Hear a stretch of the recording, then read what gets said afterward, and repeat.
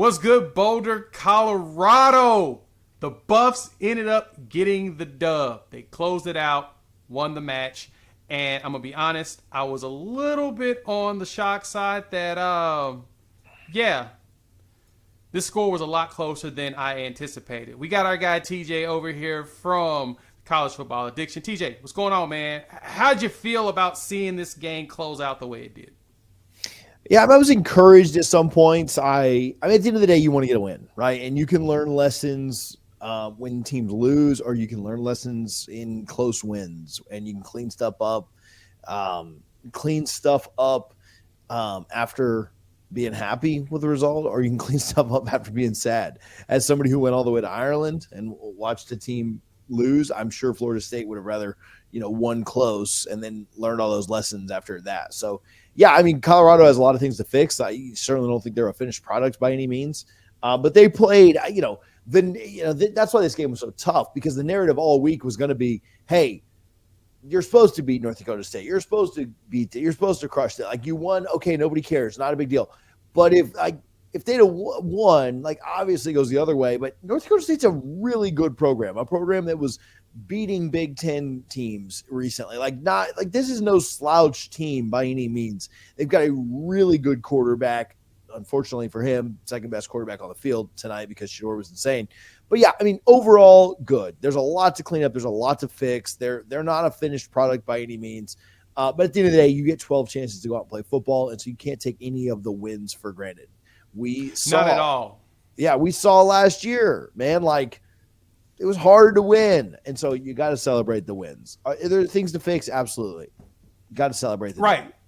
I agree. I think that they jumped out to me the most when I was watching this game was, first and foremost, man, got to get some work on the defense, right? Robert Livingston is trying to figure out what works, what situation works best, what doesn't, all of that jazz. But, man, got to get the defense intact. Now, as you mentioned, North Dakota State is not a slouch. They are known for running the ball down your throat. Finished the game with 157 yards on the ground. And, of course, Cam Miller. If you watched my preview video I did roughly a week or so ago, I told y'all that dude's going to be a problem, because he's our offense. 30-plus starts. He has 38 starts to his career, now number 39. He knows how to handle the pressure of teams going after him, and he's really good at finding that pocket and running through it, right? No. Probably should have did a little bit more QB curtain, but we'll talk about the negative in just a minute. TJ, you know who is him? Travis Hunter is him.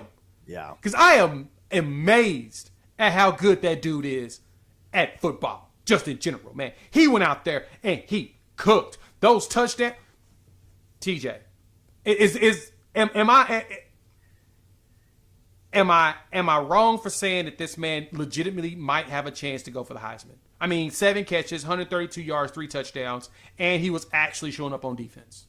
Yeah, he's playing, and we talked about this before, and I had you on College Football Addiction. I came on here. We've talked about what his play breakdown is going to be, and man, he played a lot again on both sides of the ball, and they even made a comment on it, he'll tell me when he's tired, is what the silent reporter said that Coach Prime said. And so yeah, I think you're looking at, just a phenom. Yeah, you're looking at, and you look at, I know we'll talk about him in a minute, so I don't want to move on from Travis, but you're looking at 2 guys that are top 5 picks, and that's really unfair when those guys get to be a duo. That is kind of unheard of in college football, to have 2 guys on the same offense that are both top 5 picks.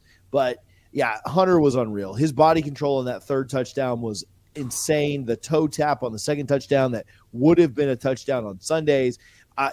Every play he makes, the 1st touchdown, he breaks and I know it's North Dakota State. I get that, but you're still breaking tackles and then blazing past everybody to get in the end zone.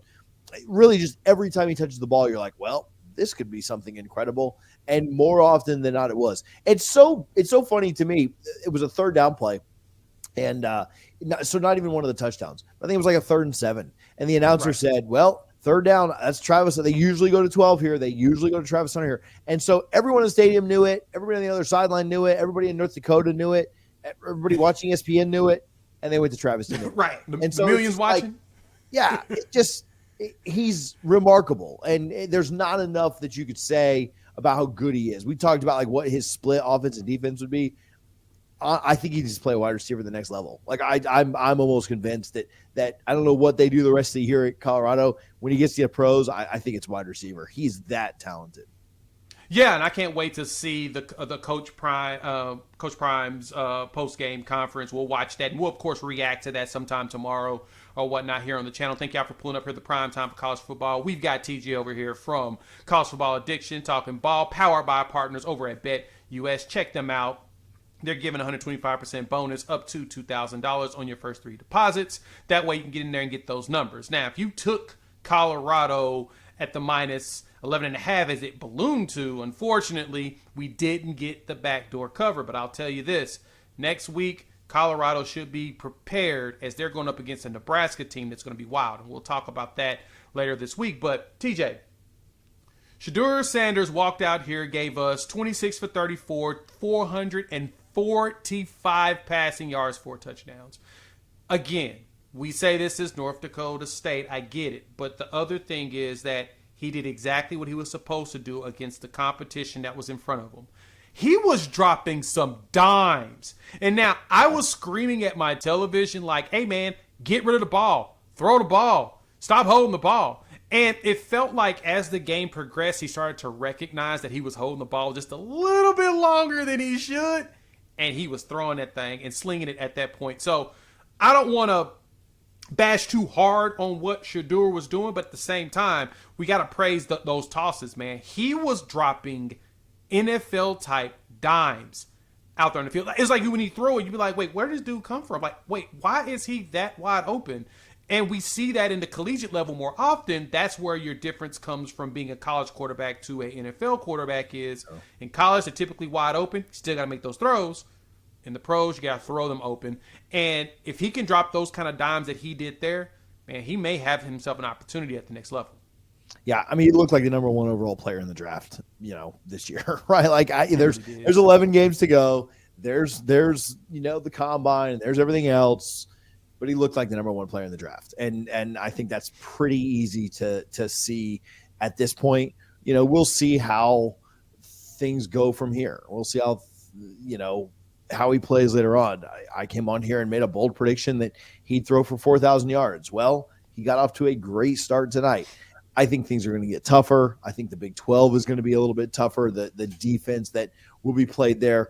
There's not much defense played in the Big 12 at times, but it still should be a little better than North Dakota State. So it's going to get tougher. But yeah, I mean, he was phenomenal. He nobody's ever going to deny. Like, you can say whatever you want about Shadur Sanders on social media or his NIL deals or being Coach Prime side, whatever. His toughness is what stands out to me more than anything else. Yes. And I don't care about all this social media like, oh, well, he does this or he does that or he holds his wristwatch up. I don't care about any of that crap. He is tough. And that MF will stand in that pocket. And I don't care. I mean, I wish he'd shy away from some of that contact. It's a long season. Just as a fan, I don't want to be hurt, but he looks bigger this year. He seems like he's not afraid of anything going down. I mean, man, slide for me, buddy. I need it. I know you don't want to, Please. But take it down, But yeah, he was unreal tonight. And like I said, that duo of Hunter and Sanders right now is like, I mean, that's the best thing going in college. I mean, that's Kobe Shaq, right? Like, I know the team is not necessarily the 2001 Lakers, but that duo themselves is ridiculous. Oh, I 100% agree, man. So with Shadur and man, I threw a tissue. I will say that at my TV when Shiloh got that penalty and early in the game on that fourth down. It's like that drive. And as people were talking about the comments in here, we've seen you here on the in the chat. Man, Shiloh had me wanting to just.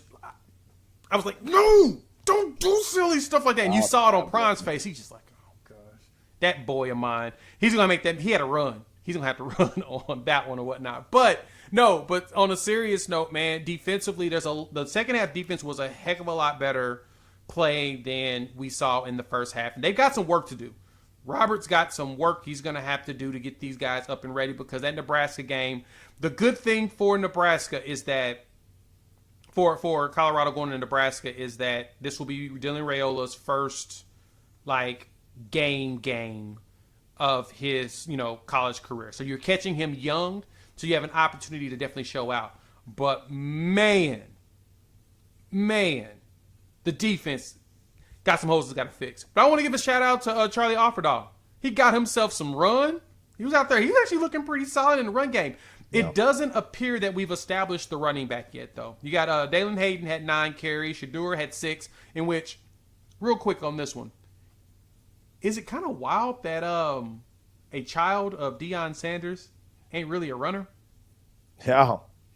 It's just, when I'm about to see him try to scramble, I'm just like, come on, bro, go. It's like I feel like I'm encouraging him, like I'm encouraging like my little kid trying to run out there playing soccer or playing flag football or something, because it's like he just does not run. And there was so many opportunities, and I feel like North Dakota State saw that. They're like, hey, he ain't gonna really scramble, so we're gonna close in the pocket and make him throw the ball when he doesn't want to. So I thought that was kind of interesting the way they set up. But yeah, running back, we haven't got anybody established on who's gonna take it. I'm curious to see who ends up being the bell cow for the season.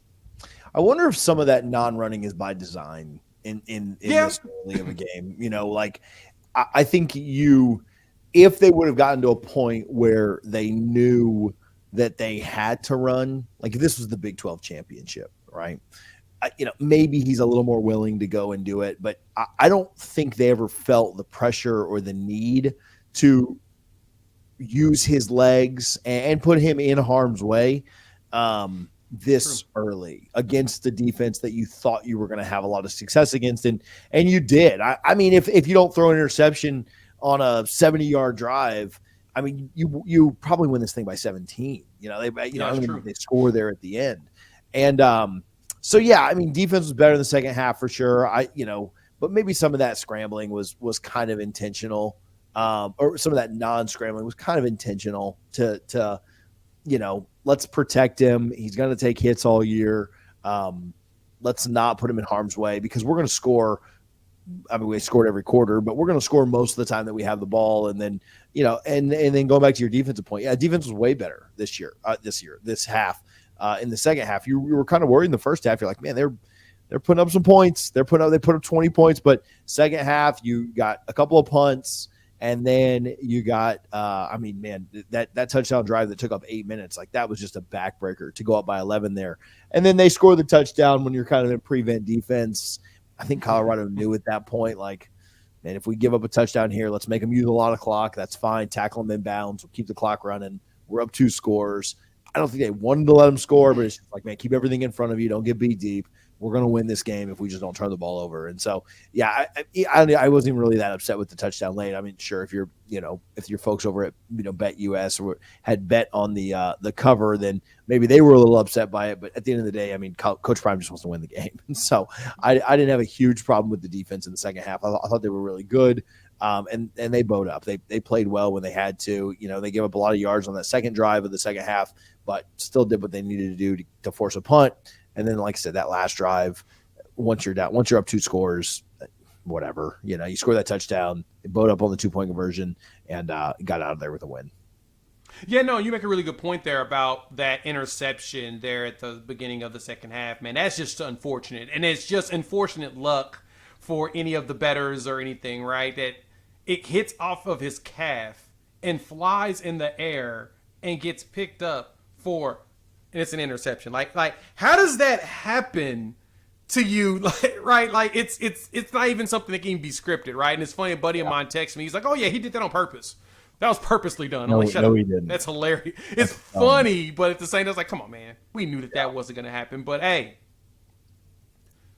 you play to win the games, and what matters is they got the W. They got out of there with a little bit of a scare. But the good thing is, and like you said, TJ, they were able to extend that lead, get that double-digit lead, the 11-point lead, stop them on the 2-point conversion. And, I mean, it almost hit you with a backdoor cover. If that last drive where they had to punt, if things lined up right, you could have had it. But let's look at his wide receivers real quick, man. I'm looking at how they played in this one, dude. You got Jimmy Horn Jr. basically establishing himself as the dude that's going to be like number 1, right? 69-yarder out of him. 198 yards on 7 catches. between him and Travis Hunter, I'm honestly surprised, even though it shouldn't be surprising, that Jimmy Horn ended up being kind of like the top guy for him, even with LaJonte as well as Will Shepherd, being the new guys, they didn't end up quote unquote establishing themselves. I was a little bit surprised that Jimmy Hunter ended up being that guy. I really thought it was going to be Wester as going to be the top receiver in this game. Yeah, I mean, Jimmy Horn was insane. Like as good as Travis Hunter was. I mean, Horn just didn't score the touchdowns, but I mean, he was catching the ball at an insane rate. He had the really long one, right? That certainly helps his average, but their wide receiver room is ridiculous. To where, Wester's going to have games where he goes for like 150 yards too, and Shepard's going to have games where he goes for 100 plus yards too. Like their 1 through 4 is ridiculous, and it's really not even fair. Like you look at Ohio State's wide receiver room, which is really good. Texas wide receiver room is pretty good. Like there's some good ones out there. This is absurdly good. Like they've got 4 guys who would be number ones at a lot of places, right? And then probably the best player in the country, is Travis Hunter too. So yeah, they're not fair from a wide receiver perspective. Have you played NCAA or the new EA Sport? Like anytime I play Colorado, I just quit. Like anytime Colorado gets set to mine, I'm like, not playing them, because you can just bomb stuff downfield all day and there's no defense for it. And I don't know that that's quite the same in real life, but it's pretty close. There's not a lot of defenses for 4 guys that could be number ones a lot of places. Yeah, if every time you look up, like when you play them in the video game, they just catch the ball and they're always open deep. It never fails. It's crazy to me, and it's funny even seeing like when who was that? Travis was playing it, and he was talking about the offensive line and making jokes or whatnot about it. No, every time I played against them, their offensive line blocks and they go deep. Right. Yeah. Every time I played with them, it's the same thing. I get just enough time for Shadur to launch it, and I'm catching somebody deep from Horn to Hunter to Wester. I'm hitting Shepherd. Like that they do have 4 dudes that could be number ones at a lot of the top schools in the country. Right. Their lineup is solid, and so having those weapons, and it looks like the offensive line has improved. Yeah, this could be they could go out there and probably really make some damage in the Big 12. I actually have them. I'd already predicted them. I said 9 wins is what I've got. This was the first one of that. My expectation is for them to keep that going. Real quick about someone actually mentioned in the comments here about Travis may have hurt his ankle. Yeah, I really don't. I really hope he didn't get hurt either. We don't want that. But I agree, too, that the running back needs to be leveraged more on the pass. They did some pretty solid screenplays, but I think they do need to do a little bit more like that. So, TJ, anything else to add before we wrap it up on this quick reaction to this game?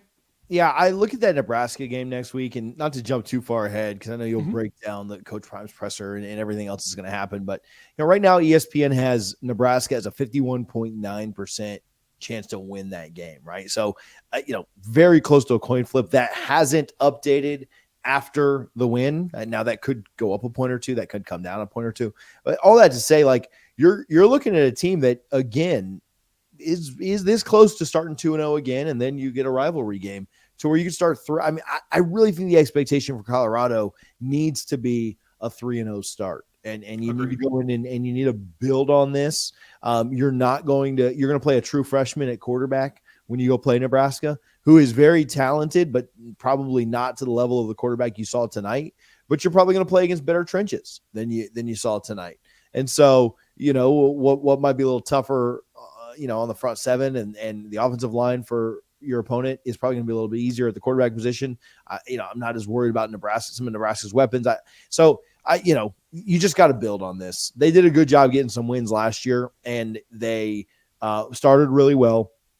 And then when they got in that meat of that schedule and they got some guys hurt and banged up, the offensive line got more exposed and they really struggled. So they've got to do a better job of that this year, capitalizing from week to week. It's a quick turnaround, but you do get the extra couple of days because you played on Thursday. And so you got a couple extra days if there is an ankle or this, that, and the other, whatever bumps and bruises you got a little extra time. You can kind of recover and then you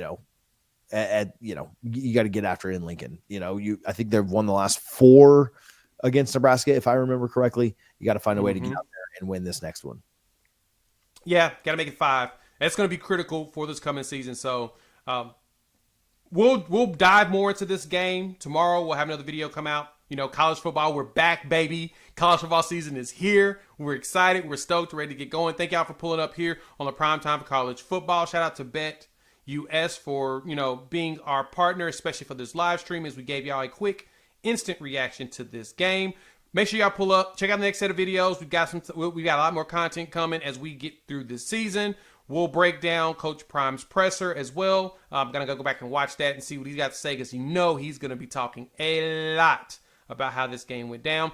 And as mentioned in the description, in the chat, y'all said it perfectly. There's a lot of film in here for them to watch, look over, lessons to be learned, and they'll be ready for the next game. So for TJ, your boy Jay, check him out over at College Football Addiction. We will chop it up with all of you in the next couple of days.